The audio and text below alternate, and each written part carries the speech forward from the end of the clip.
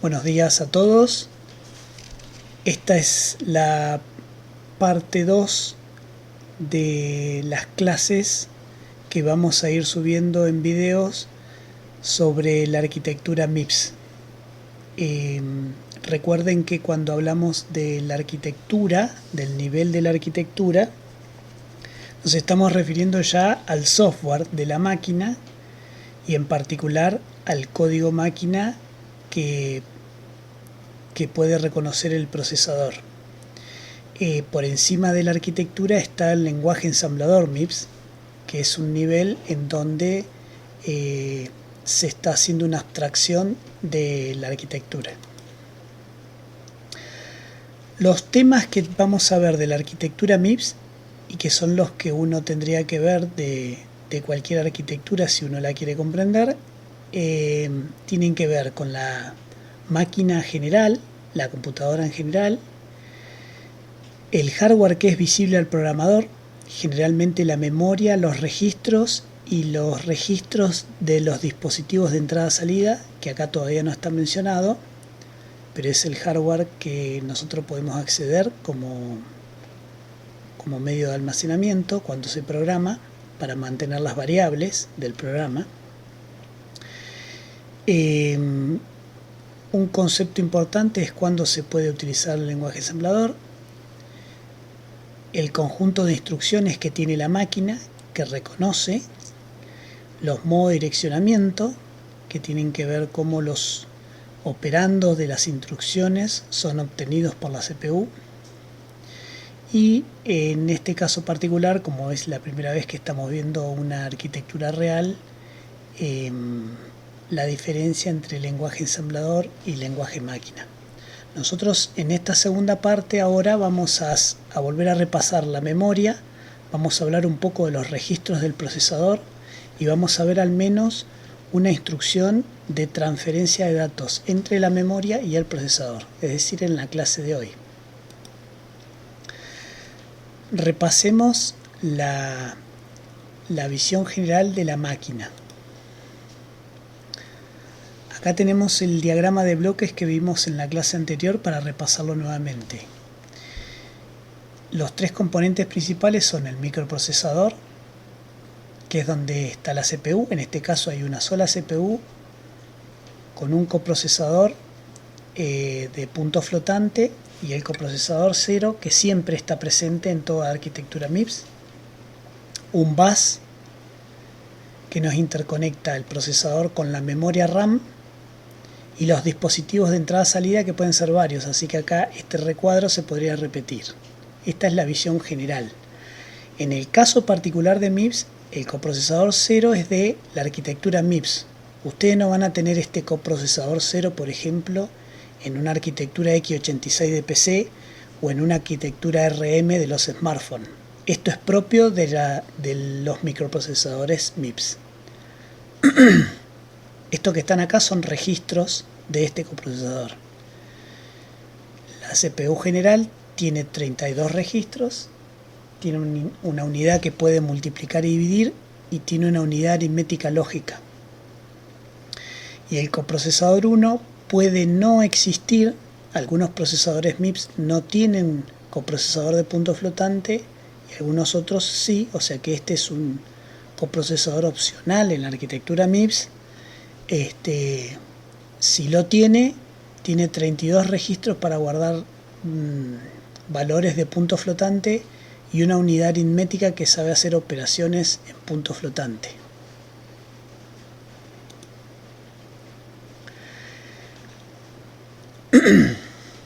Bueno, veamos cuál es el hardware visible al programador de una arquitectura MIPS.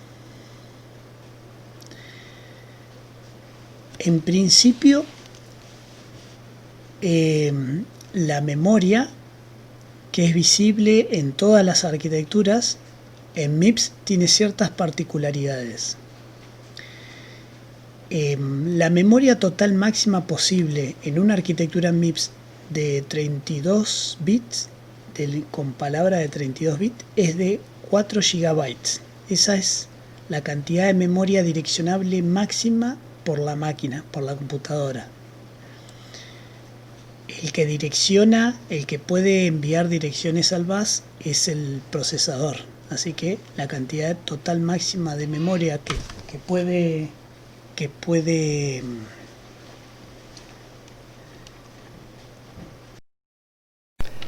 perdón, la cantidad máxima total de memoria que puede direccionar un procesador MIPS entonces es de 4 GB. Esto en una máquina de MIPS de 32 bits donde la palabra es de 32 bits. Recuerden que la palabra es el tamaño del dato con el que naturalmente opera la máquina, en este caso la ALU, y en MIPS, por ser RISC, todo es en base a la palabra. El ancho de los registros, la cantidad de registros, el ancho del bus, las palabras en memoria, etc. La memoria es direccionable por byte. Esto significa que cada byte en la memoria, es decir, cada 8 bits en la memoria, tiene una dirección, que es donde está alojado el byte. Si uno ve la memoria como palabras, entonces hay 2 a la 30 palabras en memorias. Y las direcciones, por la restricción de alineación que tiene la máquina MIPS, las direcciones de cada palabra son la dirección 0, 4, 8, etc. Son múltiplos de 4. También existen las medias palabras en MIPS. Se le llaman half, y esas medias palabras tienen que estar en direcciones múltiplo de 2. Y un tipo de dato que también maneja la arquitectura MIPS, si tiene un coprocesador de punto flotante, es el tipo de dato doble que maneja punto flotante de doble precisión. Y como ocupa 8 bytes cada dato de tipo doble, esos datos, esas palabras doble, tienen que estar en direcciones múltiplo de 8.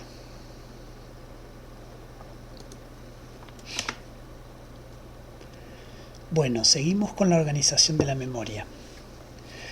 Cuando nosotros compilamos un programa, generamos código máquina para la arquitectura MIPS, y ese programa se carga en memoria para ejecutarse, el programa en memoria está dividido en segmentos. No son segmentos físicos, es decir, no hay una restricción en la memoria de que está físicamente por hardware limitada o algo así, sino que están agrupados los distintos tipos de datos e instrucciones del programa dentro de la memoria. Entonces, uno de los segmentos que tiene un programa en ejecución, es decir, un programa que está en memoria RAM, es el segmento de código. El segmento de código o segmento de texto es la parte de la memoria que tiene las instrucciones en código máquina del programa. Otro de los segmentos es el segmento de datos.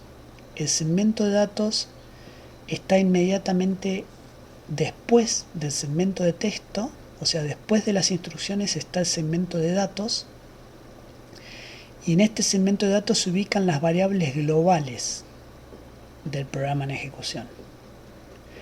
El resto de la memoria es el segmento de pila.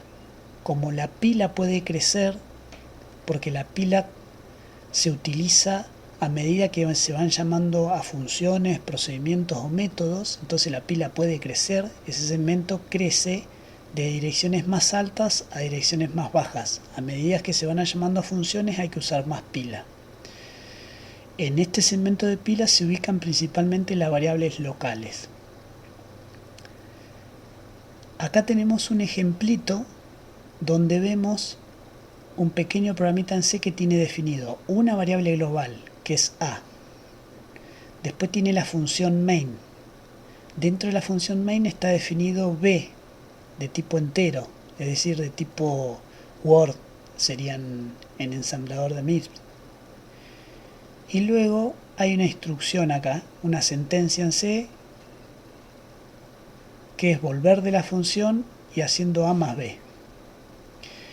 Bueno, la variable A, una vez que el programa está cargado en memoria, va a estar ubicada en el segmento de datos, porque es una variable global a todo el programa. Entonces, esta variable definida acá, en memoria, cuando se esté ejecutando en una máquina MIPS, va a estar en este segmento. Las instrucciones del programa, todas las instrucciones que sean código máquina, es decir, que generó el compilador, van a estar ubicadas en este segmento. El segmento de texto tiene direcciones más bajas que el segmento de datos. De hecho, el segmento de texto de un programa en ejecución tiene las direcciones más bajas de todo el resto de los segmentos. Por lo tanto, las sentencias, las instrucciones código máquina que representan la sentencia del programa van a estar ubicadas en direcciones de memoria más bajas, por ejemplo, que la variable A, que es global, porque la variable A va a estar ubicada en esta. Estas direcciones que aparecen acá son simbólicas, es para tener una referencia. Por ejemplo, la memoria capaz, el direccionamiento de la máquina empezaría acá y esta sería lo último. Y supongan que la máquina tiene esta cantidad de RAM. Algo importante que no aclaré. Por más que una máquina MIPS pueda direccionar 4 GB, que son todas estas direcciones que están acá, de la 0 a la FFFF, no significa que las máquinas MIPS tienen 4 GB de RAM. De hecho, algunas máquinas MIPS, por ejemplo las que yo les mostré en la primera clase, tienen solamente 32 MB, que es ínfimo al lado de 4 GB, porque 4 GB son 4000 MB. Entonces, en una máquina real MIPS, por ejemplo, que yo les mostré el otro día, solamente hay 32 MB de los 4000 que puede direccionar la máquina. Por eso generalmente se hacen estos dibujitos de esta manera. Esto está representando como que la máquina MIPS no tiene todo el direccionamiento con RAM, porque no necesariamente la máquina necesita tener toda esa cantidad de memoria para funcionar. De hecho, los routercitos hogareños que tienen procesador MIPS suelen tener 32 o 64 MB de RAM, de los 4000 MB que podría llegar a direccionar el procesador. Entonces, siguiendo acá el ejemplito, si la memoria de esta máquina empieza acá, en esta dirección, y se carga un solo programa en memoria, en la dirección más baja están las instrucciones del programa, o sea que las instrucciones del programa están desde acá para acá, desde esta dirección para acá. Cuando termina el programa, está el segmento de datos que tiene las variables globales, A, en este caso A, es decir que A va a estar en esta dirección, si acá empieza el segmento de datos, porque es la única variable global. Y luego está la pila, que empieza de arriba para abajo. La pila está de direcciones más altas a direcciones más bajas. Así que B, siendo una variable local a main, probablemente está al principio de la pila, que es en direcciones más altas. Bueno, sigamos con otro de las características del hardware de un procesador MIPS. Los registros. Los registros dentro del procesador. Existen registros que son visibles al usuario y son 32. Hay 32 registros de propósito general en MIPS. Están dentro del procesador. Cada registro es de 32 bits, es decir, de 4 bytes. El uso son de propósito general. En principio, se podrían usar de la manera que el programador le considere más conveniente, pero como nosotros no solemos programar el lenguaje ensamblador MIPS, acá lo hacemos en la materia para entender cómo funciona una arquitectura real, se utiliza una convención de cómo los compiladores usan esos registros. Es decir, son de propósito general, se podrían usar casi para cualquier cosa, pero los compiladores lo usan de una cierta manera y esa convención nosotros la vamos a seguir en la materia. Los registros, que son 32, los de propósito general, los que son visibles al programador, o tienen nombre o se los especifica por número. Por ejemplo, el registro 0 se llama 0. Este registro en particular siempre tiene el valor 0, es decir, que no se puede modificar, está cableado a 0. Es un registro especial porque se utilizan muchas instrucciones de comparación. El registro 1 se llama AT, el registro 2 y 3 se llama B0 y B1, el registro del 4 al 7 se llaman A0, A1, A2, A3, y así como está en esta tablita. Por ejemplo, el registro 29, que se llama SP, el SP es por Stack Pointer y es un puntero a la pila actual del programa. Por lo tanto, el compilador suele usar este registro para saber en qué lugar está la pila dentro de la memoria. Nosotros, al programar en ensamblador, podríamos usar este registro para guardar cualquier valor, pero si vamos a usar funciones o llamadas a procedimiento y queremos saber qué porciones de memoria usando pila vamos a usar, conviene usar este registro tal cual lo hace el compilador. Los que se suelen usar mucho para programar en ensamblador son estos registros que están acá.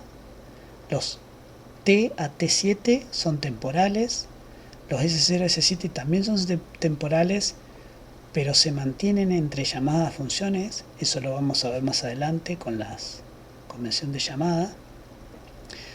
A0 a A3 es para pasarle argumento a las funciones, pero son de propósito general, y en B0 y B1 se devuelven valores cuando retornamos de funciones.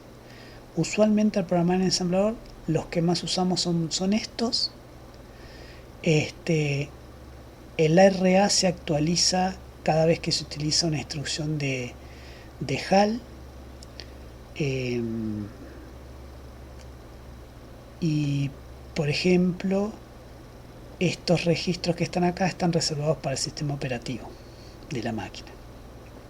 Luego el procesador tiene otros registros que no son visibles al programador, es decir, que el programador no los opera directamente, o el compilador, que son registros que están en el coprocesador 0. Por ejemplo, este registro cauce, en este registro queda indicado cuando hay una interrupción, cuando el procesador recibe una excepción, una interrupción externa. En este registro queda especificado cuál fue el motivo, y en este registro queda especificado en qué momento, en qué instrucción del programa surgió una interrupción. Esto sirve para después poder volver a continuar el programa que se interrumpió. Pero estos registros no son los que se utilizan para programar, de manera común. Los registros que usamos al programar son estos, los 32 registros de propósito general que están acá adentro.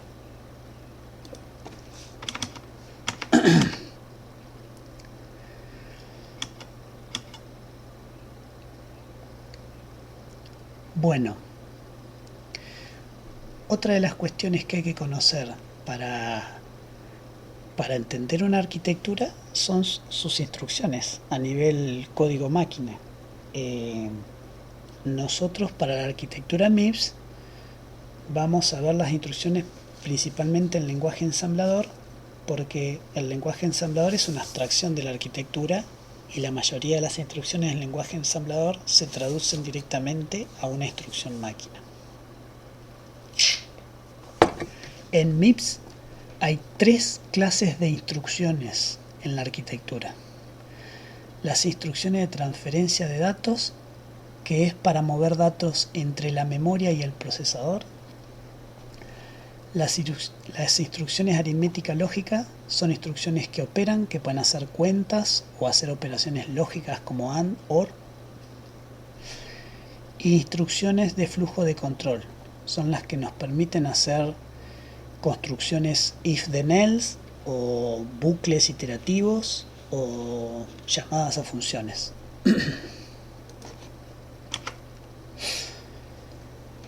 Veamos como una primera introducción las instrucciones de transferencia de datos. Las instrucciones de transferencia de datos en la arquitectura MIPS son las únicas instrucciones que permiten mover datos que están en memoria a registros del procesador. Estas instrucciones son muy importantes porque el procesador MIPS no puede operar con valores que estén en memoria. Los valores tienen que estar en registros. Así que para poder sumar dos variables en un programa, cuando el programa se carga en memoria y se va a ejecutar, esas dos variables van a estar en memoria. Lo que hay que hacer con esas dos variables es moverlas a registros de propósito general del procesador. Ahí sí se las puede operar, se puede sumar, restar, multiplicar. Y luego el resultado se puede mover de vuelta a la memoria si es que se tiene que continuar con otras operaciones o no alcanzan los registros para guardar todas las variables en nuestro programa. En particular, las instrucciones de transferencia de datos son las que están acá: load word, store word, load byte sin signo, store byte, load half y store half. Load word transfiere una palabra desde la memoria al procesador, a un registro del procesador.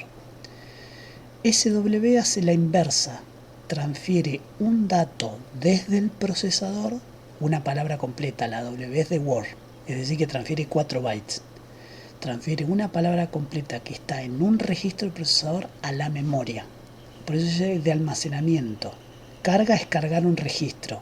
Almacenar es almacenar una palabra en memoria, en este caso SW. LB es load byte. Carga un byte desde la memoria a un registro del procesador. En particular, hay dos instrucciones LB y LBU. LB sin la U carga el byte pero le extiende el signo. Es decir, que si el byte que está en memoria en complemento a 2 es negativo, como lo transfiere a un registro del procesador y el registro del procesador es de 32 bits, extiende el signo de ese byte para que el registro de 32 bits siga siendo un valor negativo. En cambio, si se utiliza esta instrucción, no se extiende el signo. Es la única diferencia con esta. Si el signo no es importante en el byte que se carga en el registro del procesador, se puede usar LBU. Store byte es la inversa. Transfiere un byte que está en un registro del procesador a la memoria. Y load half y store half es igual a este y este, solo que transfieren media palabra y almacenan media palabra. Cuando programamos el lenguaje ensamblador, la sintaxis es una de estas instrucciones, un registro y una dirección de memoria. La dirección de memoria, que es el segundo operando acá en el lenguaje ensamblador, se puede especificar de diferentes maneras. Por ejemplo, uno podría especificar directamente una etiqueta, como vamos a ver en el ejemplo del videíto a continuación. Acá estamos diciendo que queremos cargar en el registro 3 del procesador la palabra que está en memoria a partir de la dirección especificada por etiqueta en el programa. Este segundo formato es igual que el anterior, solo que 23 bytes es una dirección que está 23 bytes más lejos que etiqueta. El procesador lo único que hace es sumar la dirección de etiqueta más 23, suma los dos valores y esa es la dirección de donde tiene que ir a buscar la palabra. Le pide a la memoria que le dé esa palabra. Esto es base más desplazamiento. En pesos 2 hay una dirección de memoria, se le suma 23 y esa es la dirección de la cual se le pide una palabra a la memoria que se carga en pesos 3. Este es lo mismo que el anterior, solo que no hay desplazamiento. En pesos 2 hay una dirección y se le pide a la memoria que le entregue la palabra que está en la dirección contenida en este registro, y cuando viene la palabra de la memoria se carga en pesos 3. Se puede poner una dirección directamente o combinaciones de todo. Etiqueta más un desplazamiento más una base. Acá se suma todo. El contenido del registro más 23 más etiqueta. Con eso se arma una dirección, se le pide a la memoria una palabra y se coloca en pesos 3. Un detalle importantísimo. Todos estos formatos sirven para cualquiera de estas instrucciones. La diferencia principal es que si la instrucción es store word, si yo en vez de LW tengo SW, en vez de cargar una palabra en pesos 3, lo que voy a hacer es, la palabra que está en pesos 3 va a ir a parar a la memoria. Si la instrucción es SW, esa es la diferencia. Y lo otro importante que voy a remarcar ahora es que estos formatos para especificar una dirección de memoria son posibles en lenguaje ensamblador. Pero el único formato que existe a nivel de la arquitectura es este, base más desplazamiento, y es el único formato de instrucción que la arquitectura reconoce. Que la dirección esté en un registro y haya un desplazamiento. Este formato que está acá es el único formato posible en la arquitectura. Todos los demás formatos, si bien los podemos usar al programar en ensamblador, el ensamblador cuando ensamble el programa y genere código máquina va a generar las instrucciones necesarias para que finalmente quede en el formato único para especificar una dirección de memoria, que es tener en un registro la dirección base más un desplazamiento. Así que recuerden esto, que es importante. Se puede utilizar muchos formatos para especificar direcciones al programar el lenguaje ensamblador, pero la máquina, la arquitectura, solo presenta un único formato, que le es suficiente porque el ensamblador puede transformar este formato a esto cuando genera código máquina. En el próximo videito vamos a ver un ejemplito al estilo pizarrón de cómo sería utilizar una instrucción de carga y almacenamiento.